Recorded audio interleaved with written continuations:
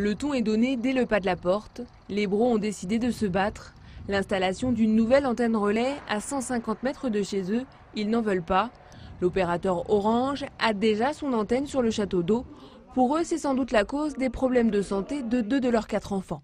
Leur migraine arrive le matin en se levant, ce qui est très bizarre pour une migraine parce que, par exemple, si ça venait de leurs yeux, c'est au cours de la journée, c'est pas forcément le matin.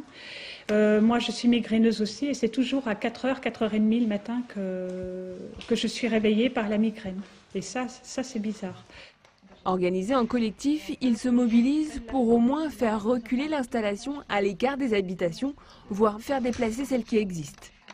On n'est pas contre, parce que puisqu'on a tous des portables et, on va dire, des ordinateurs, on voudrait quand même que cette antenne soit beaucoup plus loin que celles qui vont monter au côté du château d'eau. Il y en a assez des antennes là. Ce qui serait l'idéal, ce serait d'avoir un pylône et puis qu'ils se mettent tous ensemble. Tous les opérateurs se mettent ensemble et puis de mettre les antennes dessus. Et puis je pense que ça va arranger tout le monde.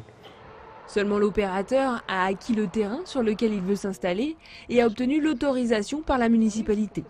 Au vu de la loi et à la réglementation des textes tels qu'ils existent à l'heure actuelle, le dossier est tout à fait conforme. C'est pour ça que j'ai signé l'autorisation.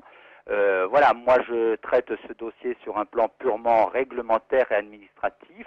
Je n'interviens pas dans le débat sur la nocivité et la dangerosité des antennes. Le collectif empêche régulièrement le chantier d'avancer, espérant ainsi mobiliser notamment les hommes politiques sarthois.